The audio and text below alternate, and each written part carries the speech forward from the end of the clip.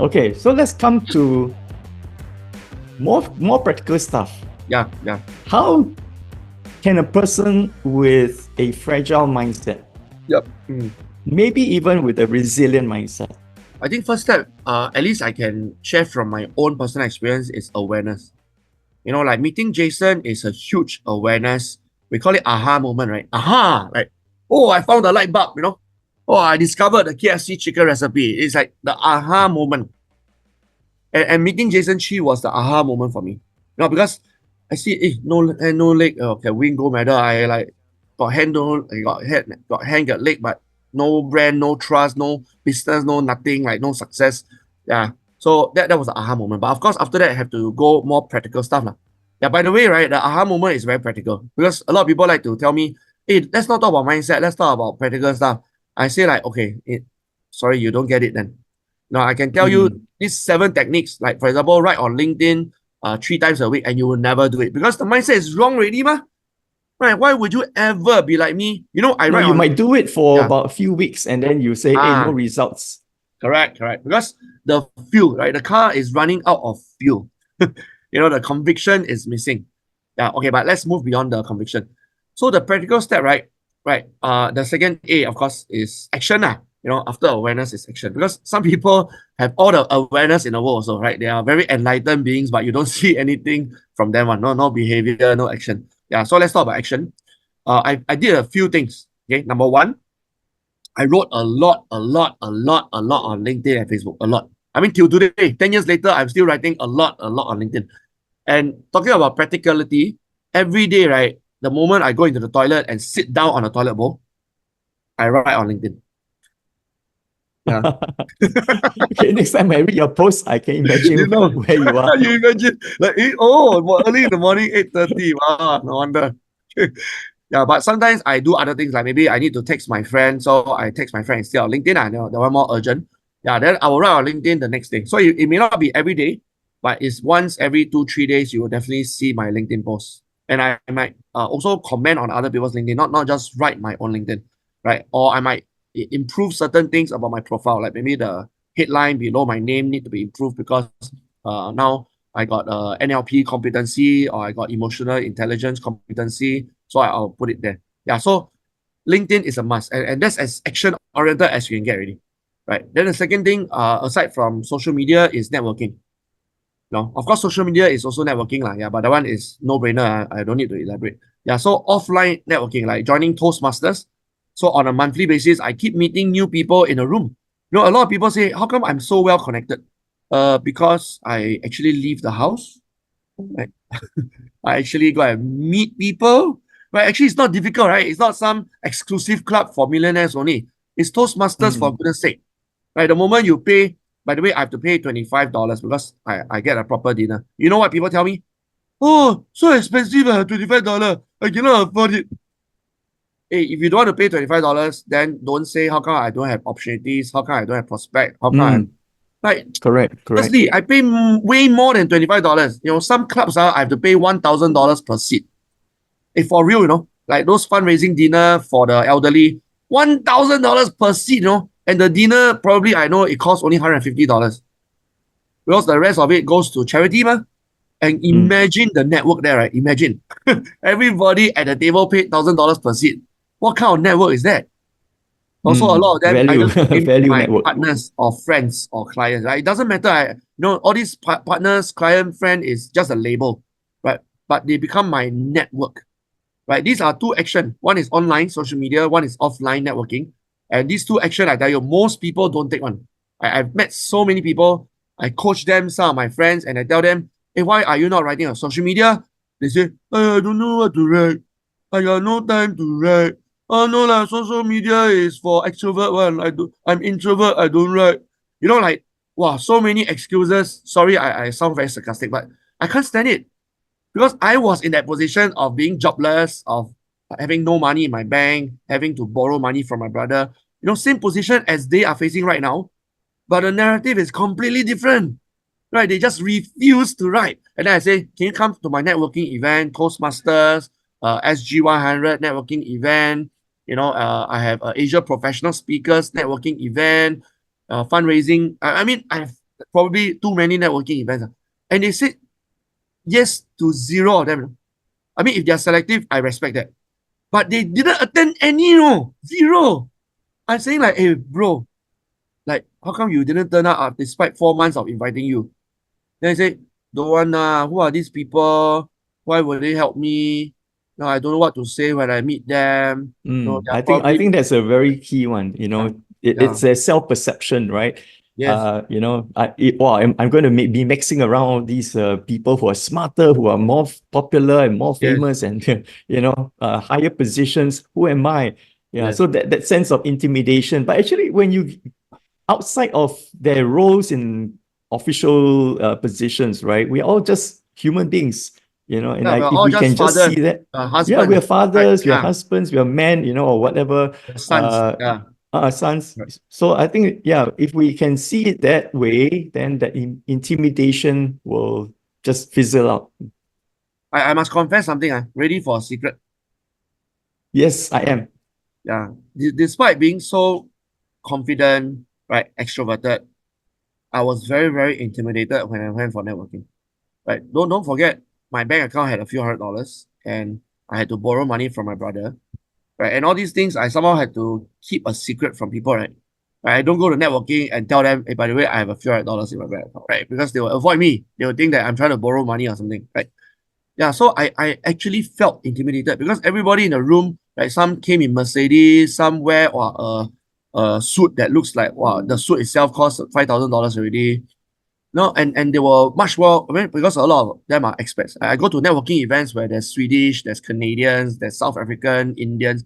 All of them, all of them, without any exception, spoke better than me. And I speak quite well, mind you, right? So you can imagine, right? Yes. Wow, in that room, I really felt very, very small. Also, I can fully empathize with anybody who say I feel intimidated at networking events. So did Eugene Seah, right? Even though I don't look like it because I am a good actor, I act as if I'm very confident. But I was very intimidated. I remember there was one occasion, also in 2016, I told the guy who invited me, right, say, please don't invite me anymore. I am not going. Then he said, huh, why? You look like you enjoy yourself. I said, I was just pretending because no, I don't think I belong here. A lot of people actually have this narrative. I don't belong here. Right. And then this guy is so kind. By the way, I want to call him out. He's Kenneth Kwan. He's a Christian also. And he's a father also. He's a very successful trainer and coach also. Right. So I highly respect him. This guy did not give up on me. And he became anti-fragile because he started thinking of very creative methods to invite me. Yeah, so he said, Eugene, I understand you are a very generous, helpful person. We need your help. Wow, we need your help, leh. I Yeah, said, that makes us feel important, right? yeah, I said, sorry, what help do you need? Because I'm very highly skeptical. Then he said, do you want to raise funds for charity? I said, of course, I've been raising funds for charity ever since I work in SGX. They say, oh, our club needs to raise funds for single mothers. Are you willing to help us out for 3 months? I mean, the rest is history, lah. So I started spending more time with this network for the sake of raising fund, which is true, by the way. But along the way, I made so many good friends. And then I saw that they are actually fathers like me, sons like me, very humble people. And despite their wealth, they are waiting to listen to me, not judge me. So after that, oh, actually, that brings me to my third point, also an action related. To be anti-fragile, we need to spend time with anti-fragile people. Right? We need to spend time with anti-fragile people. Because if you spend a lot of time with fragile people, right, the moment I tell them I want to start coaching practice, right, the fragile people will say, hey, don't be stupid lah. 90% of businesses fail one. Like, hey, you have 3 kids, be a more responsible person can. Right? These are what fragile friends will tell me. Resilient friends will tell me, hey, no problem, just try out for 2 years. No harm trying out. If you don't try, how will you know? Right? This is called resilient people. Then the anti-fragile will tell me like, what took you so long to start a business? Oh my God, like, with your ability to network and speak well and write on social media, well, you have been so successful by now, right? Wow, I tell you, Eugene, you're going to be way more successful than me. These are successful people telling me, When I look at them, I couldn't believe it. Then they tell you, hey, you don't need to go through jump through hoops. Just do all these things that I'm telling you right now. These are the shortcut. And really, it's true. Yeah, because I don't have to make the same mistakes that they make. So when I spend time with anti-fragile people, I become anti-fragile because they are like that. So through osmosis, it's like osmosis. I suddenly just become anti-fragile by spending time with them.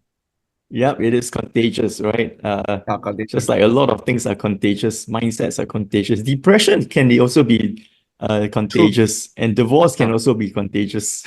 true, true. Yeah, everybody around divorce say, why are you still in this toxic marriage? Why don't you leave that Yeah, yeah. If you woman? don't Right? leave now, Yeah. your spouse is going to leave you one day. Yeah, yeah, yeah. Or your value is dropping, getting older, quickly leave now. While you're still young and good looking, These are the narratives that we hear all the time. Correct, correct. Wow. Okay. So the three A's: awareness, action, and I guess the third one is not really a A, Yeah. but to hang around, mingle, all right, and hang around Actually, I do call it A anti-fragile lah. people. It's called it's called the average rule. Average rule. That means you become the average of the 5 people you spend the most time with. I see. Okay. Yeah. Great. All right. Average rule. And then the fourth A, Okay. of course, is abundance. Is that the outcome or the Yeah, the result? outcome. The outcome.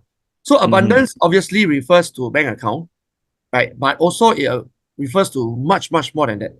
So I would like to paint a picture for people, a metaphorical picture, where you envision yourself as a tree, right? So every day we wake up, the aim of the tree is what? To To grow and bear yeah, fruit. to grow. Yeah. Very few people, everybody who meets me always asks me the same question. Say, what's my purpose of life? Some even have religion, right? Buddhism, Christianity, Islam, and they still ask this question. They say, hey Eugene, you're a life coach, right? You're an abundance coach. Can you share with me your perspective? What is my purpose of life? And I realize they don't see the purpose because they are aiming for some kind of outcome, right? Like, oh, I shall be a doctor. Maybe that's my purpose of life. I shall be a counselor. Maybe that's my purpose of life. No, no, no, no, no, no, no, no. We're barking up the wrong tree, right? The purpose of life is not an outcome of a profession or a title, right? That's like complete wrong path. The purpose of life, to put it very simply, is growth. Growth. So we started as a seed, right, in our mother's womb, right? So we have physical growth, right? But we also started as a seed in our spirit in our mother's womb. And very few people talk about spirit, only within religious circles we talk about spirit. Yeah, but I would like to encourage every member of your audience right now who are watching us to start thinking of this phrase called, hey, is my spirit growing? Am I enjoying spiritual growth? And I'm not talking about Bible study or Quran study or I Ching study here, but really spiritual growth. Now, are you growing as a spirit, not just in your body, not just build muscles, not just look younger, but are you growing in your spirit? And that is, to me, right, in my perspective, the purpose of life. So back to my tree analogy. So every day we wake up and maybe we're just a sapling now, right? Maybe we're just a seed now, but never mind. We're growing. We're growing. Then let's say we are a tree now, right? We're a tree already. Wow, so strong, so wealthy, so successful, so fit. But we're still growing, right? A tree never stops growing. Never. Mhm. And you know what's even better than that? A tree has fruits. A tree has seeds. I love certain parts of biology, not just the human body, but even trees, right? The ecosystem, the natural ecosystem. And I believe in God. So God is such a wonderful creator to have created all this amazing biology. Right. So I see the seeds planting more trees. So imagine every day we wake up, not just to grow, but to plant seeds of growth in our family, Mm. our children, in our spouse. Like very few people recognize that our spouse needs us to plant seeds of growth in them through conflicts, through resolution, through counseling. And business is not just, oh, how much profit do I have? That's such a superficial discussion. A business is a platform for us to spread the seeds of abundance, right, to every single client, to every single business partner. So that's the fourth A, abundance. Wow. That is a lot. And interestingly, in your background, you have a tree. Yeah, I love trees. Yeah, so I don't know whether you Very purposely chose subtle. that. It's subtle, it's Yeah, subconscious. I tend to choose messaging is correct. green pictures and tree and grove, and almost all my Mm, keynotes end with the exact same analogy of the seed and the tree. okay, so if you look at my background, what's the message you get? Learning and family, is it? Oh, I thought it's blur. That means you're blurred, is it? Yeah, yeah. No, Yeah, just kidding, just kidding. yeah. Well, Eugene, really want to thank you. Appreciate your time in sharing all the nuggets that comes from your learning. As you said, you have attended so many courses, met so many people, as well as practiced it yourself. And thank you for sharing them. I'm sure I will definitely be watching this video back again because I Mm, want to, pick up again on some of the things you said. And I'm not taking notes, but it's mm, being recorded. So I'll definitely be watching it back again. mm. All right. So thank you very much. Thank you, Parson. Thank you.